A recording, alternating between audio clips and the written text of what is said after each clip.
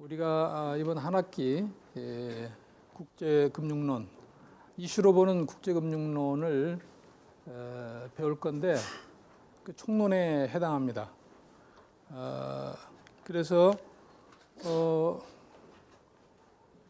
2008년 9월 15일 미국의 4대 투자은행인 리만 브라더스가 미국 연방법원에 파산보호 신청, 소위 이 파산보호법 챕터 11에 의한 파산보호 신청을 합니다.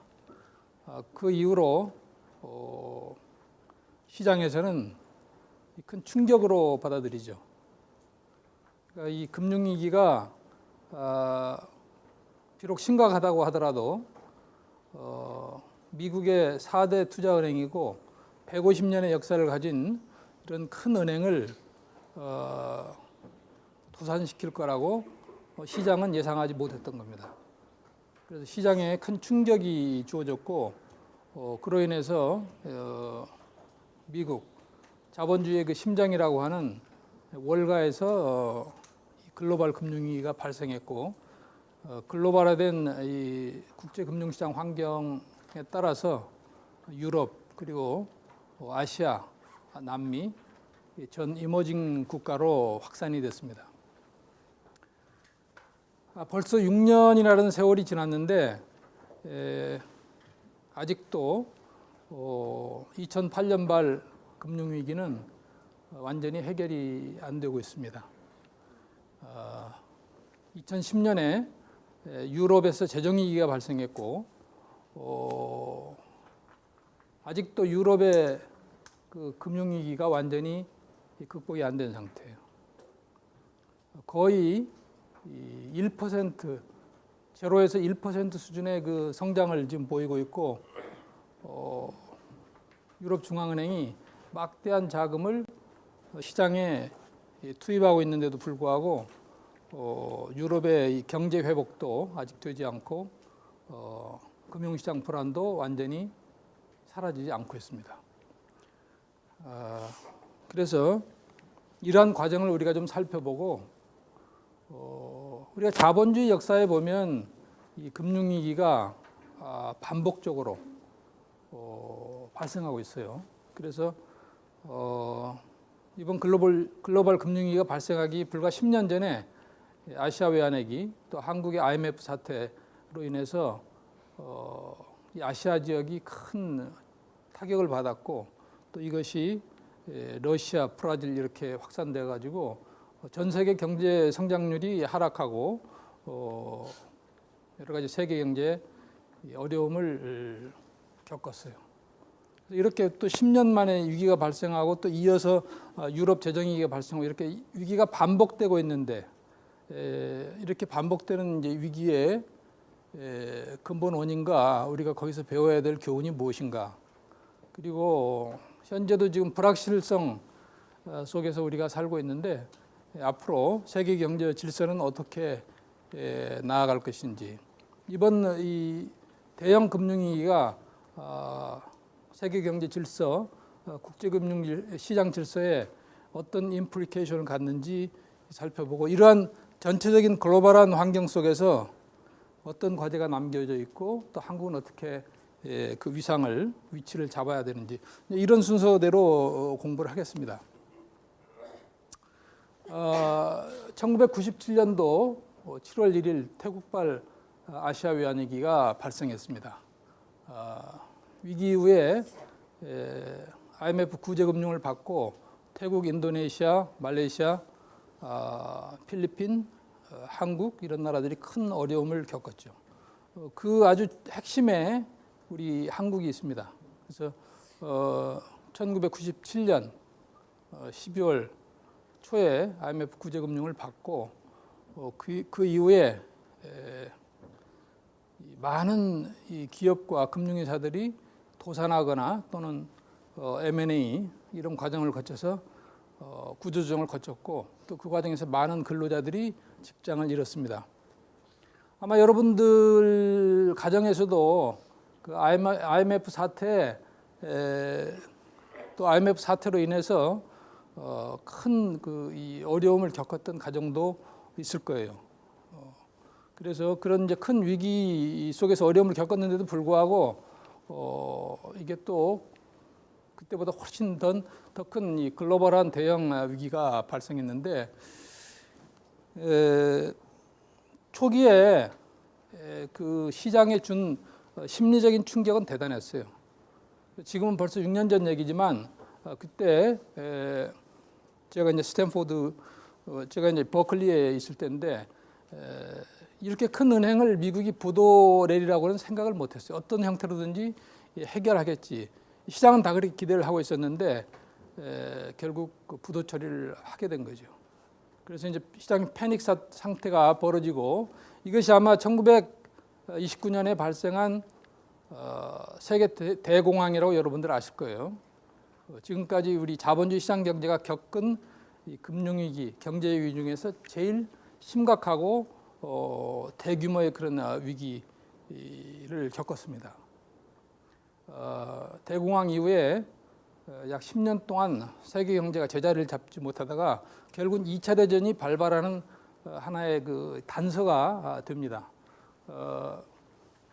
그래서 그런 위기의식 속에서 그 당시 미국의 부시 대통령이 이거를 잘못 다루면 세계 경제가 정말 대공황과 같은 그런 비극적인 사태에 빠질 수 있다. 그래서 이것을 이제 해결하기 위해서 이 소위 G20 국가 정상들을 워싱턴에 소집을 합니다.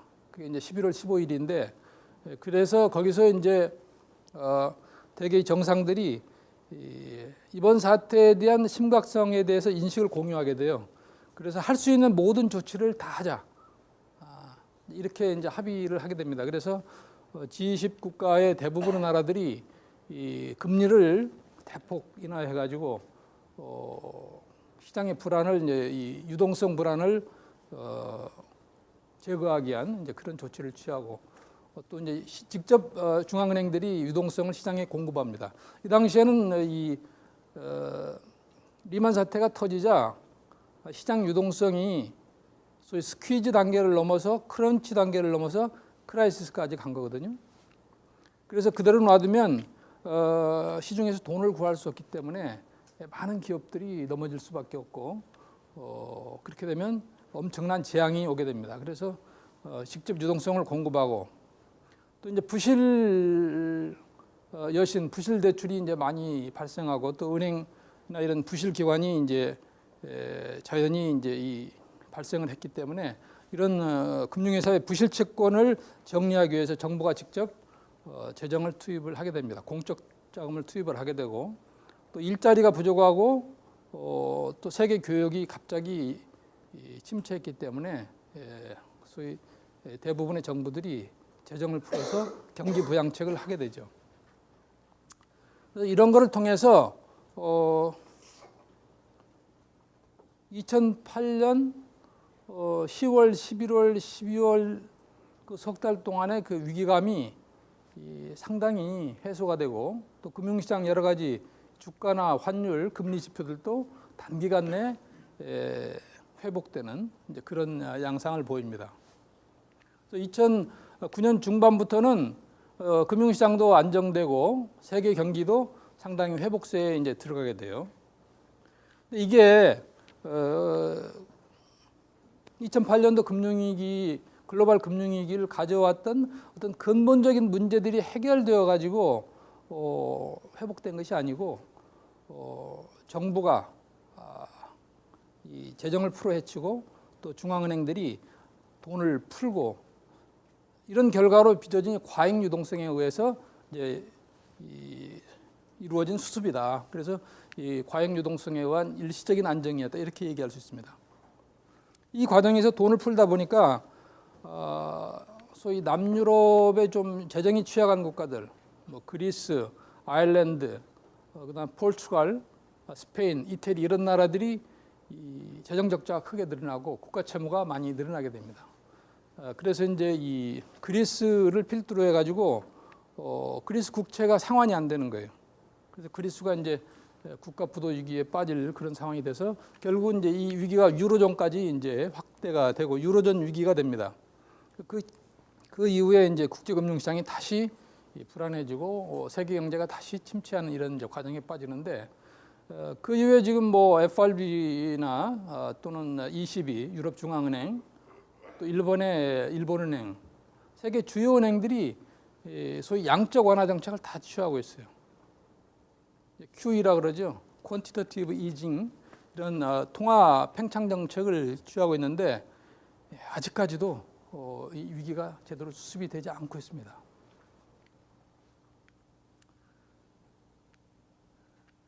조금 그 과정을 자세히 살펴보면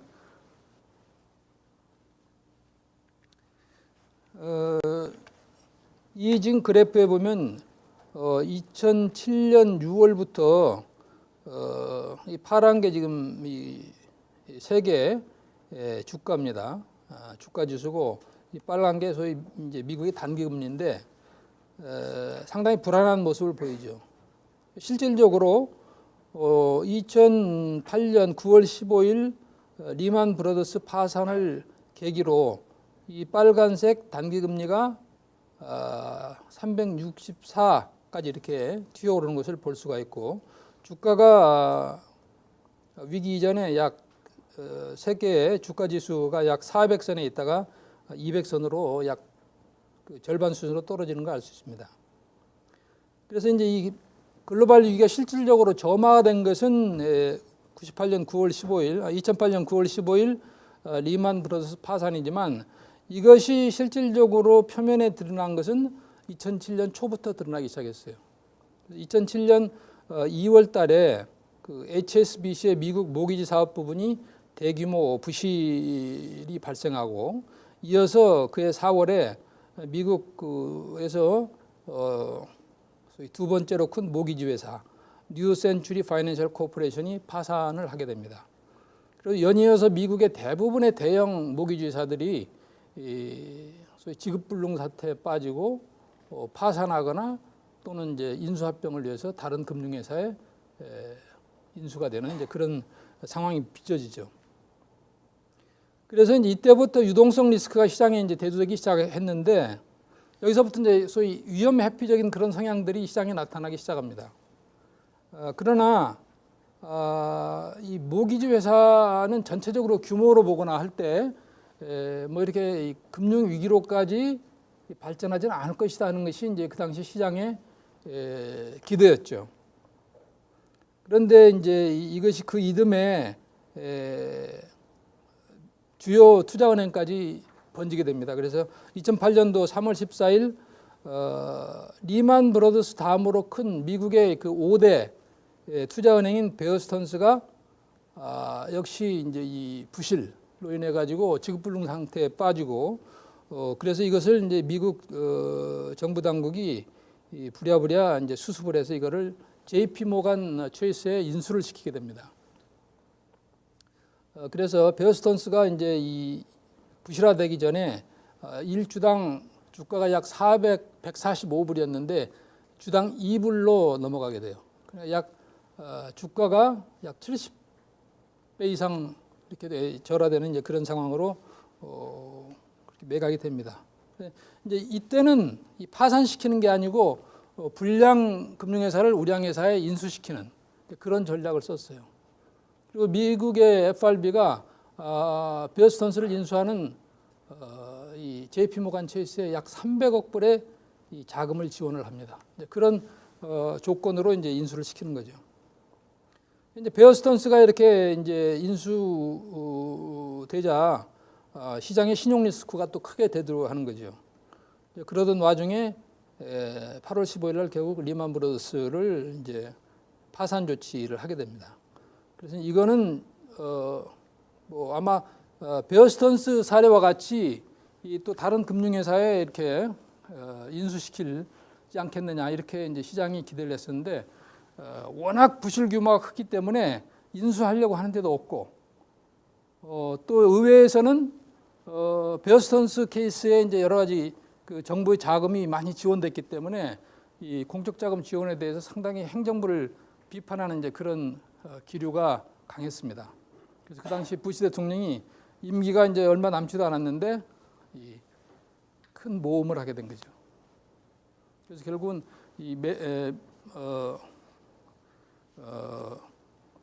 소위 150년의 역사를 가지고 있는 리만 브러스를 이제 파산을 시키는 겁니다. 아마 미국의 금융 역사상 이렇게 큰 회사를 파산 조치한 그런 사례가 없죠. 그래서 이때부터 위기가 글로벌 차원으로 본격적으로 확산됩니다.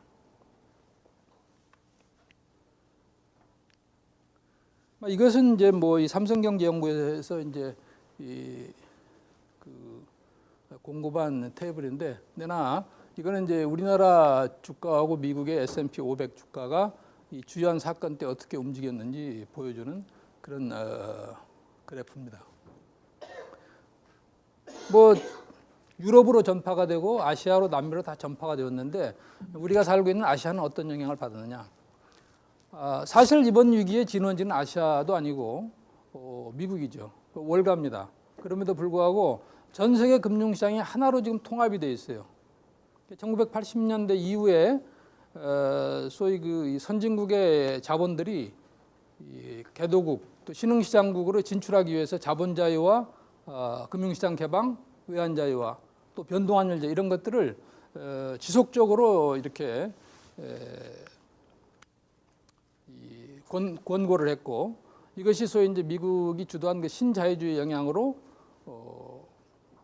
전 세계로 이렇게 이제 확산된 거죠. 그래서 비록 월가에서 이 리만 사태가 발생했지만 그 직후에 미국 주가가 크게 하락하고 금리가 튀어오르고 이런 와중에서 그 영향이 바로 동경 또 뭐 한국, 홍콩, 싱가포르 이렇게 거쳐서 아시아 전 시장에 단시간 내에 이게 전이가 됩니다. 그리고 아시아 대부분 국가들이 이제 소위 수출 지향적이죠. 우리나라도 마찬가지고 중국 또 뭐 아세안 이런 나라들이 대부분 미국을 비롯한 그 수출 의존적인 그런 경제를 유지하고 있는데, 이 글로벌 금융위기가 발생하고 나서 세계 교역량이 갑자기 줄어들어요. 전체적으로 이제 이 위기감 패닉에 의해 소비도 줄고 수입이 줄고, 그러니까 전체 교역량이 자연히 줄게 되죠. 그러니까 아시아 국가들의 수출이 전부 마이너스 성장을 하게 되고, 거기에 따라서 경기도 상당히 어려워지는 그런 상황이 이제 발생합니다. 그래서 이제 그러나 이제 아시아도 G20 정상회의의 그 공조 체제에 따라서 똑같은 조치들을 하는 거예요. 우리나라도 돈을 많이 풀고 금리를 내리고 다 했어요. 그래서 이제 2009년 상반기가 끝나고 하반기부터는 불과 1년이 안 돼가지고 금융시장이 회복되는 거예요. 그러니까 이거 이번 위기가 별거 아니다 이렇게 생각을 했는데 2010년도에 유럽발 재정위기가 발생하는 거죠. 아시아 주요국의 환율을 보면 이게 지금 이제 이 오렌지색이 이제 우리 한국입니다. 우리 한국 원화가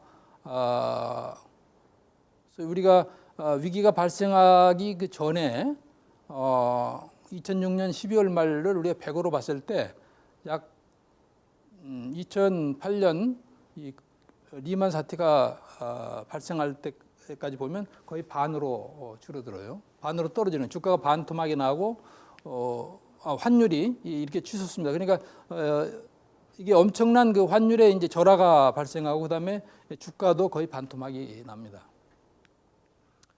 그리고 성장률을 보면 이 파란 색깔이 이게 이제 세계 전체 GDP 성장률인데 2009년도에 마이너스를 이제 보이게 되는 거죠. 그리고 특히 이 상품과 서비스 수출 이게 소위 마이너스 전년도에 비해서 마이너스 두 자릿수 마이너스 12%, 13% 수준에 이르게 됩니다. 거기에 따라서 자연히 투자도 줄어들고 고용도 줄어들게 되죠. G20 그 정상회의 결의에 따라서 얼마나 이게 과감하게 돈을 풀어헤쳤느냐.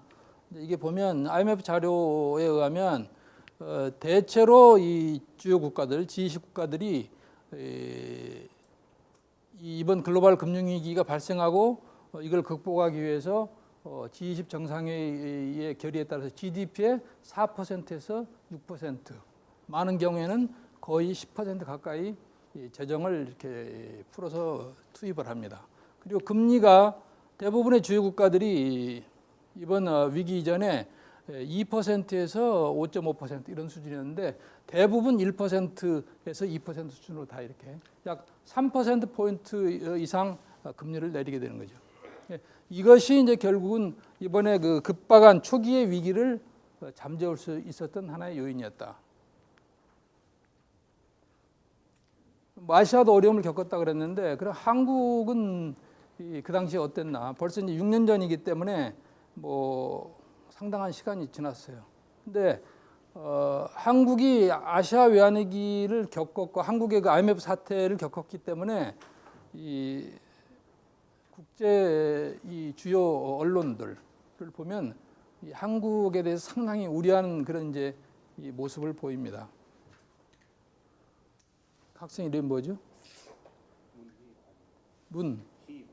문희가 여기 한번 읽어봐요. 파이낸셜 타임즈, 한국이 아시아에서 금융위기 감염으로 확산 것보다 이코노미스트, 도미노 이론에서 한국의 단기 외채 비중, 은행의 높은 예대 비율 수준을 볼 때 한국이 세 번째로 위험하다. 로이터, 달러의 종성 정책으로 은행과 기업이 자산원 운용을 상실할 위험을 처했다. 월스트리트저널, 아시아 국가 중 아이슬란드와 일반 상황에 처할 가능성이 가장 큰 국가가 한국이다. 예, 그러니까 리만 사태 이후에 그 연말까지 10월, 11월 중에 이 전 세계의 금융시장이 상당히 그 충격을 받고 어려움에 빠지자 한국에 대해서 상당히 한국이 잘못하면 위기를 다시 맞을 수 있다. 그리고 가장 취약한 나라가 한국이다. 이런 이제 이 보도들을 하게 되는 거죠. 실질적으로 우리나라 시장이 많이 개방돼 있고 또 외국인 투자자들이 많이 들어와 있잖아요. 주식시장에도 많이 들어와 있고 또 그 외에 이제 뭐 채권에도 많이 투자하고 있기 때문에 우리나라 주가가 거의 반토막이 났어요. 그리고 우리나라 국가가 발행하는 외평채 그 신용 위험 프리미엄도 엄청나게 튀어오릅니다. 그래서 환율이 위기 전에 약 1,100원대였는데 최고 1,570원대까지 상승하고 주가는 약 50%가 급락하고 또 소위 한국 그 채권의 디폴트 스왑 프리미엄이 사상 최대로 올라갑니다. 그래서 위기 전에 약 116대에서 2008년 10월에는 약 700대까지 이렇게 올라가죠. 그리고 외평채 가상금리가 외환위기가 일어났던 1997, 8년 당시보다도 더 높이 올라가요. 그 당시 600bp였는데 약 800bp까지 이렇게 올라갑니다. 이만큼 한국에 대해서 시장의 시각이 상당히 부정적이었고 안 좋았다. 우리도 이제 그 G20 정상회의 결의에 따라서 그 당시 이명박 정부 초기인데 과감한 이제 재정금융 완화 정책을 했습니다. 한국은행 금리 인하하고 또 정부는 추가 경정 예산을 편성해 가지고 집행하고 그런데 방금 그 우리가 보았듯이 외신들의 그런 보도에 의해서 외국 투자가들이 한국 경제와 한국 금융시장에 대해서 상당히 우려하고 신뢰가 이제 떨어짐에 따라서 우리 1997년 IMF 외환위기 사태 비슷하게 외국인 투자자금이 단기간에 많이 빠져나갔어요.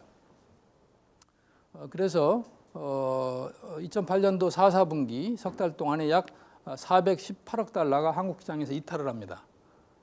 그래서 이제 갑자기 이런 사태가 벌어지니까 은행들이 단기 외채를 많이 가지고 있었는데 이게 리볼빙이 안 되는 거예요. 은행이 외화 자금을 조달하지 못해서 외화 위기, 외화 부도에 빠질 그런 상황에 처하게 됩니다. 그러니까 이 상태가 사실은 1997년 IMF 외환위기 사태하고 비슷한 거예요. 그 당시도 우리 뭐 실물 경제가 무슨 그렇게 크게 망가진 게 아니고 이 은행들이 단기 외화 자금을 구하지 못하고 그러다 보니까 한국은행이 가지고 있던 보유고를 지원해주고 그러다 보유고가 바닥난 거거든요. 우리가 이제 다음 주에 또 그 다음 주에 공부를 하겠지만 일종의 유동성 위기에 처한 건데 이때도 똑같은 상황이 벌어졌어요. 근데 다행히 이 보유고를 그때와 달리 좀 넉넉하게 가지고 있었다. 그래서 외환보유고를 이때 이제 이 외환위기 후에 처음 한국은행이 외환보유고를 지원을 하게 됩니다.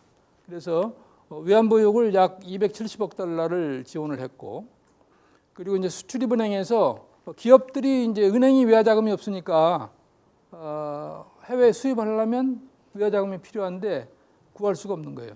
그래서 수출입은행이 나서 가지고 수출입은행이 가지고 있던 외화자금을 이 기업들한테 이렇게 지원을 하게 됩니다. 약 82억 달러를 지원하게 되고, 이것 가지고도 부족하고, 이 당시에 이제 우리 외환보유고가 잘못하면 2천억 불 밑으로 내려가는 그런 상황이 벌어진 거예요. 2천억이라는 건 상당히 그 상징적인 숫자입니다. 그래서 2천억이 깨지면 한국에 대한 신뢰도가 더 크게 무너질 가능성이 있기 때문에 그 당시 이제 미국하고 협의를 해가지고 한미 통화 수합을 하게 됩니다. 이 당시에 개도국의 많은 나라들이 이런 이제 외화 유동성, 단기 외화 유동성 위기에 몰렸기 때문에 미국도 자기 지금 앞마당의 위기를 끄는 것도 중요하지만 이 외화 자금이 부족한 소위 한국이나 브라질이나 몇 개 인도 이런 나라들을 방치해가지고 거기서 만약에 이제 외화 디폴트가 벌어지면 더 큰 위기가 되는 거죠. 그래서 이제 이 결국은 미국이 FRB를 동원해가지고 이런 몇 개국들하고 통화 수합을 하게 됩니다. 미국은 사실은 이 발권국이기 때문에 마음만 먹으면 달러를 찍어서 그냥 줄 수 있는 거죠.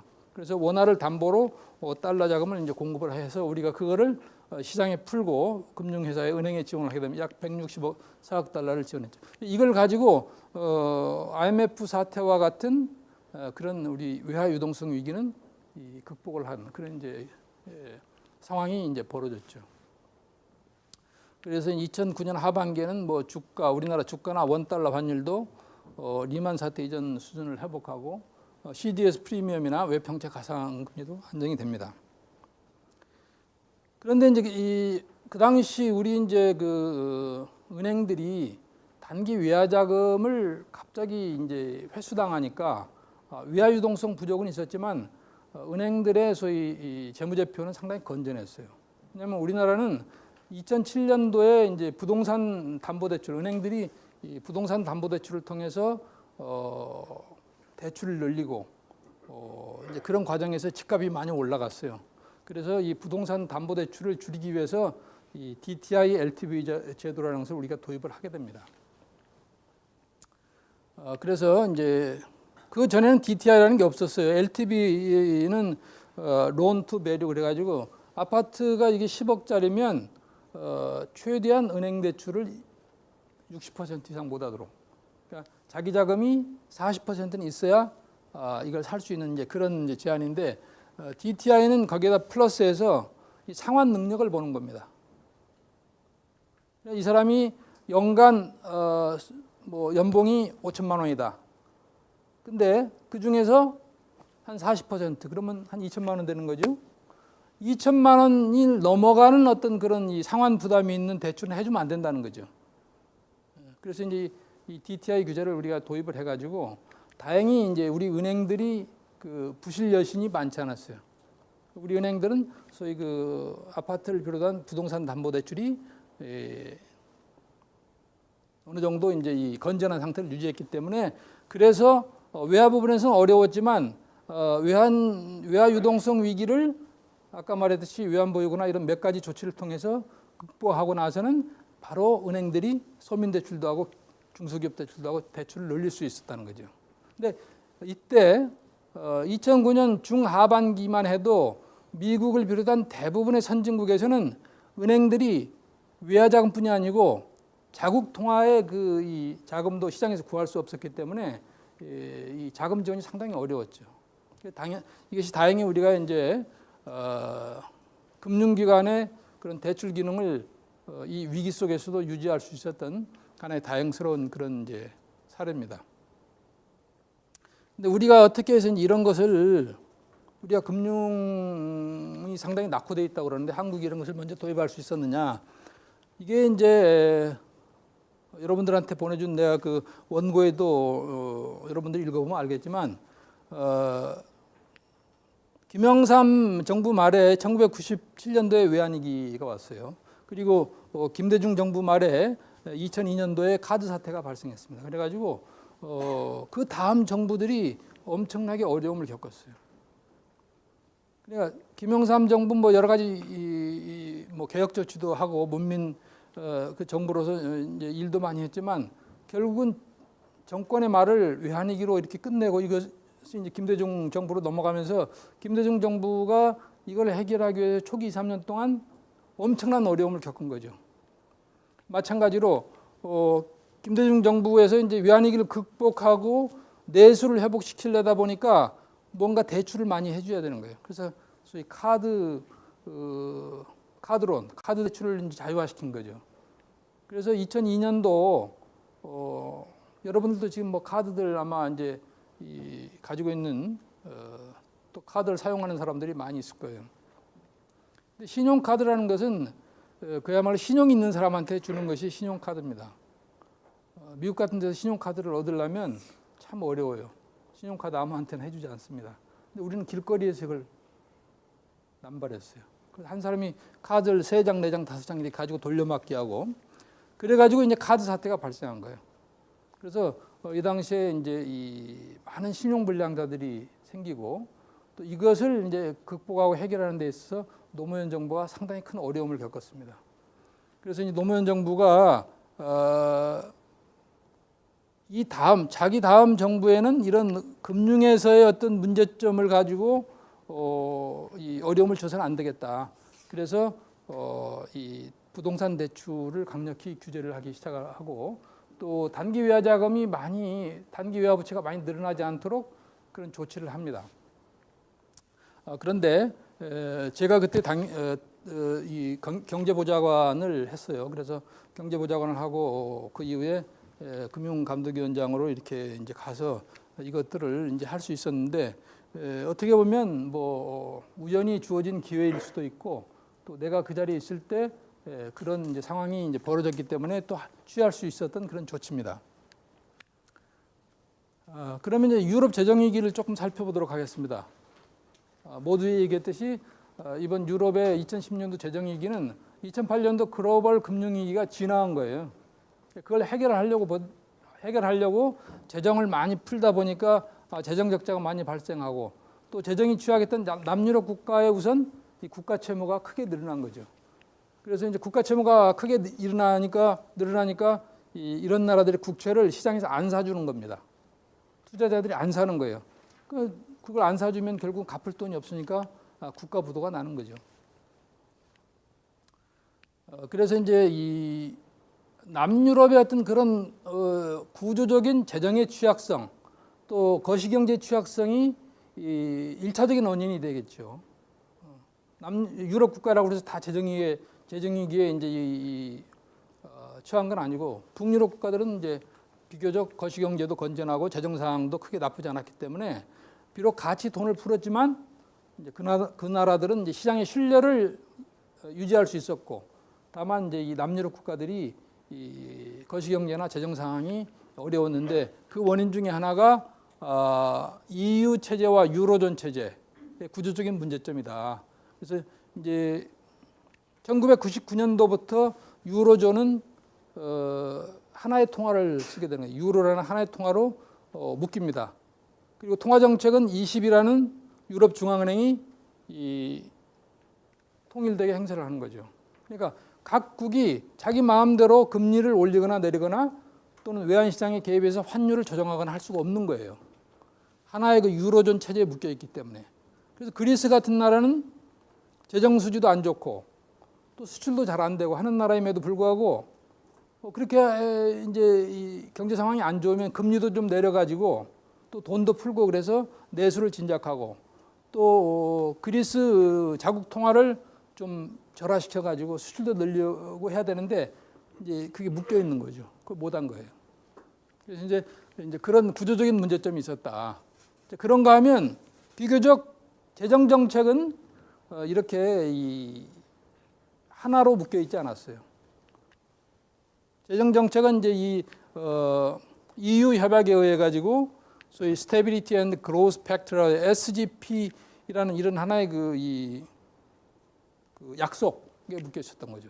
쉽게 말하면 이 유로존에 있는 국가들은 매년 재정 적자를 GDP 대비 3% 이상 늘리면 안 된다. 또 국가 채무가 GDP 대비 60% 넘어가게 재정을 운영해서는 안 된다는 하나의 약속인 거예요. 여기에 대해서는 아무런 이 제재 조치나 강제 조치가 없습니다.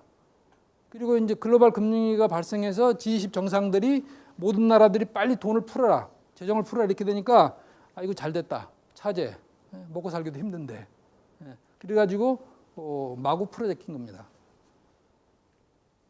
그래서 이제 재정 건전성이 2009년, 10년, 2년 동안에 크게 악화되는 거죠.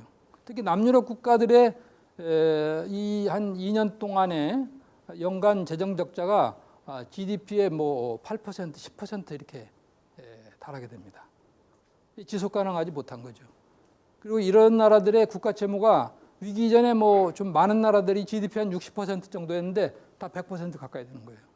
시장은 긴장할 수밖에 없는 겁니다. 그리스 국채를 사가지고 지금 투자를 하고 있는데 그리스 국채가 단기간 내에 그렇게 국가 채무가 100% 가까이 되고 또 재정이 그렇게 크게 적자가 나니까 저 나라가 과연 이 국채를 상환할 능력이 있겠느냐.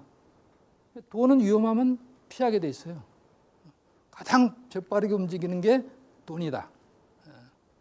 돈이 위험을 제일 빨리 감지해요. 그래서 이제 이 그리스 국채를 이제 사주지 않으니까 결국은 이제 그 부도 상황까지, 국가 부도 상황까지 가는 겁니다. EU 기준으로 볼 때 이 기간 동안에 G20 정상회의 결의에 따라서 재정 지출을 늘리고 또 세수가 감소하는 거예요. 내수가 침체되고 경기가 침체되니까 감소하는 겁니다. 그래서 약 GDP 6%에 해당하는 적자가 발생하고 또 여러 가지 이제 이 금융 부실을 제거하기 위해서 은행들이 발행하는 채권에 대해서 정부가 보증하고 이런 우발 채무까지 다 포함하면 거의 GDP의 16.5%라는 그런 재정 부담을 안게 되는 겁니다. 당연히 시장은 이런 재정이 취약한 나라의 이 채권은 피하게 되는 거예요. 그래서 결국은 남유럽 국가들이 그런 국가 부도 위기에 그렇게 처하게 되는데, 그래서 이제 그러면 이걸 어떻게 해결하느냐? 그래서 이제 남유럽 국가들은 그 잘 사는 북유럽 국가들이 좀 지원을 해달라. 독일을 비롯한 이제 뭐 네덜란드나 이런 나라들인데 이런 나라들은 유로존으로 묶여 있고 하나의 그 이 저금리 또 유로라는 하나의 통화의 그 환율을 가지고 있었기 때문에 상대적인 어떤 그런 혜택을 누렸다는 거죠. 실질적으로 독일이 수출을 많이 해서 경상수지 흑자가 많이 남에도 불구하고 그 유로존에서는 유로라는 통화는 남유로까지 다 통합해서 하나의 환율을 가지고 있었기 때문에 환율이 더 독일 지역 같은 데는 절상되었어야 함에도 불구하고 비교적 환율이 절상이 안 되고 있었던 거죠. 그러니까 그만큼 독일의 수출 경쟁력은 더 높아진 겁니다. 금리도 마찬가지예요. 예를 들어서 독일의 이제 그런 경제가 상당히 활성화되고 또 성장률이 높아지면 이 금리를 올려야 되는 거거든요. 그렇잖아요? 경기가 과열되니까. 근데 금리를 안 올리고 있는 거죠. 그만큼 시장의 유동성이 풍부해지고 그래서 독일 경제가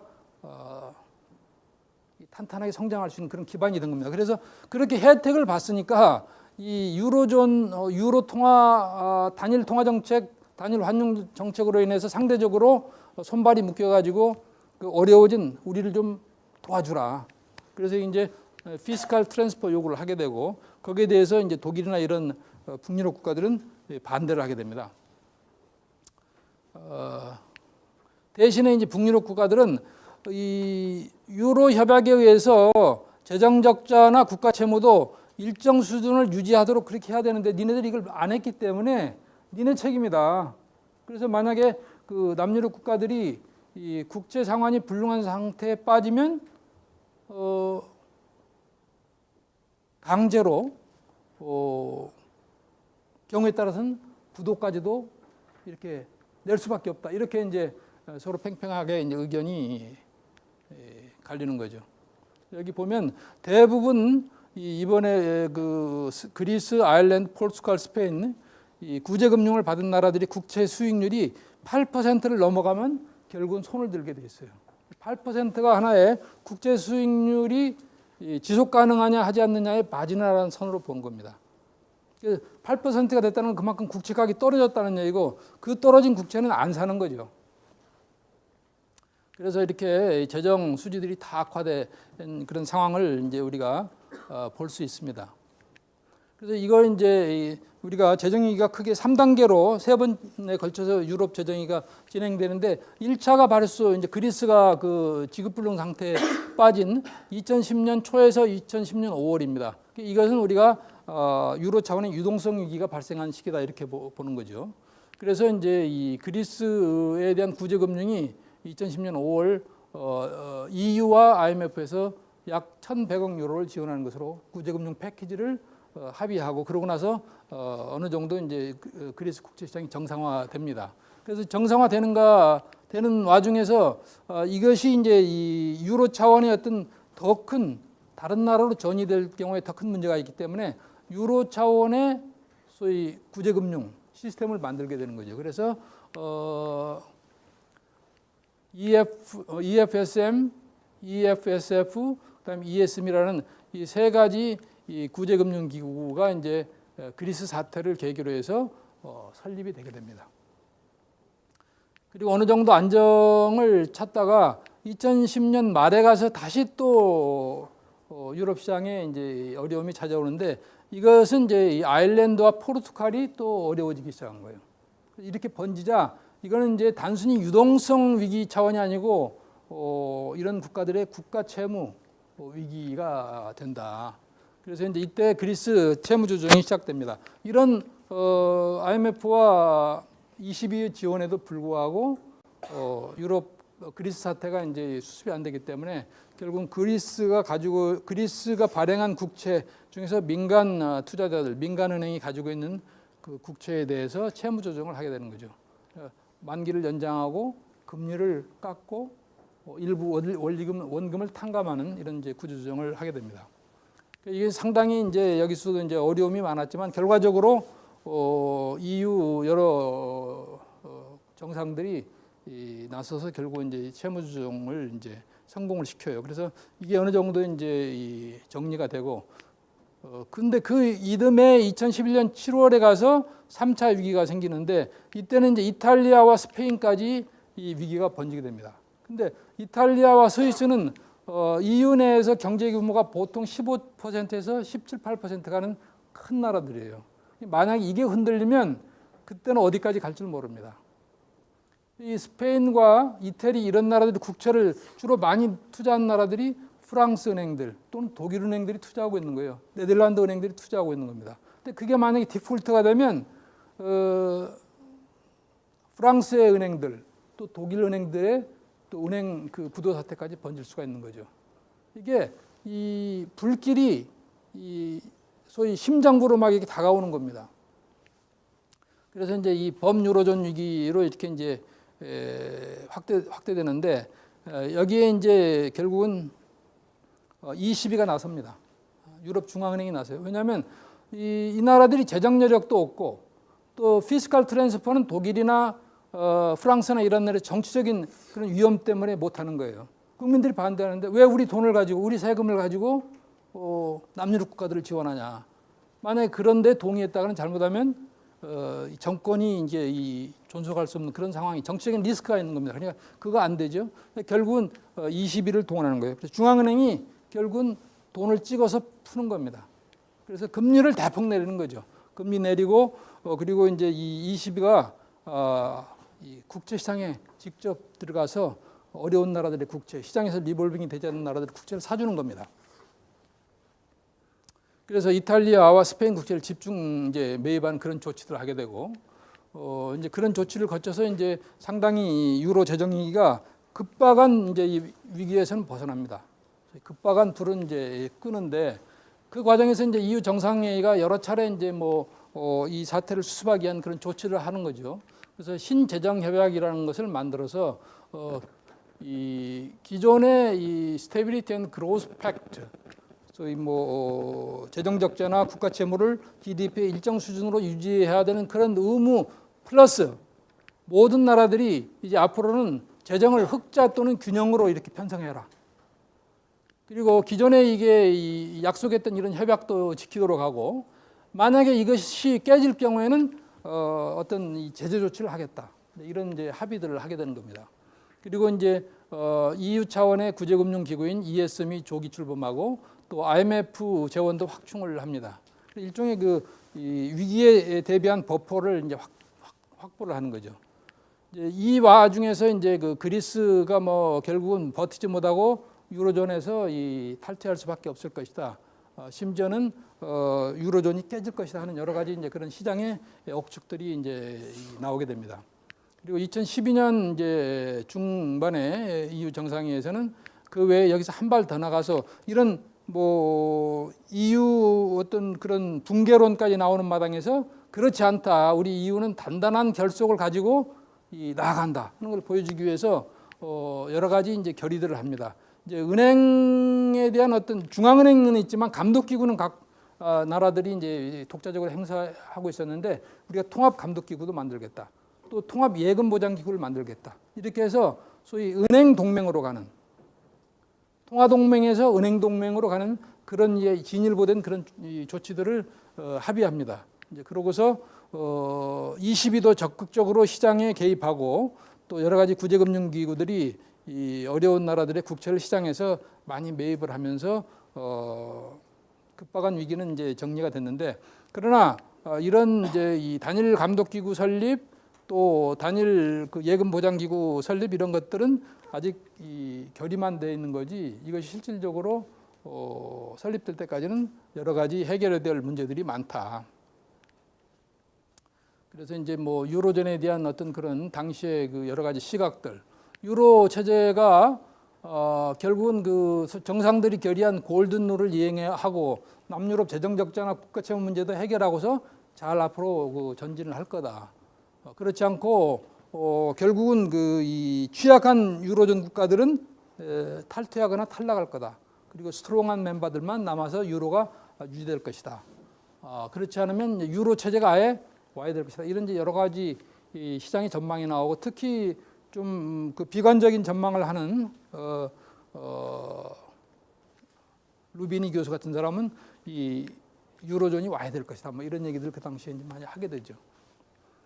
어찌됐든 이렇게 22가 총대를 메고 다양한 조치를 하게 됩니다. 그래서 여러 가지 지표가 이제 안정되고 있습니다만, 역시 유로존 경제는 아직도 1%대의 그런 성장에 머무르고 있다. 기준금리가 2011년 11월 이후에 5차례 인하되고 지난 9월 4일 날 기준금리가 0.05%까지 떨어집니다. 그리고 은행들이 중앙은행에 ECB에 돈을 갖다가 맡길 때 주는 금리가 있어요. 그걸 마이너스 0.2%.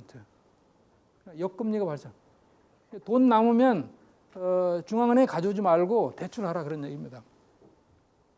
그리고 금년 10월부터는 민간의 ABS하고 커버드 본드까지 매입하겠다. 이런 결의를 지난 9월 4일에 하게 되고, 그 외에 이제 그 유럽의 유로 22의 이제 장기 대출 프로그램, 또 국채 매입 프로그램 이런 것들이 적극적으로 추진되면서 이제 위기 지표는 안정이 되고 있는데, 어찌됐든 이런 여러 가지 지금 그 어려움을 겪고 있고, 그럼에도 불구하고 EU가 그렇게 붕괴되지는 않을 것이다. 그렇게 이제 예상을 합니다. 그러나 앞으로 이 하나의 유럽, 그 지금 유로존의 목표는 하나의 유럽입니다. 그러니까 지금 통합까지 돼 있지만 은행 통합, 재정 통합, 그다음에 이제 이 정치 통합까지 가서 이제 하나의 그런 네이션을 만들겠다는 그런 비전을 가지고 있기 때문에 이런 걸 하기 위해서는 더 지금 그 신속하고 과감한 결단이 요구될 것이다.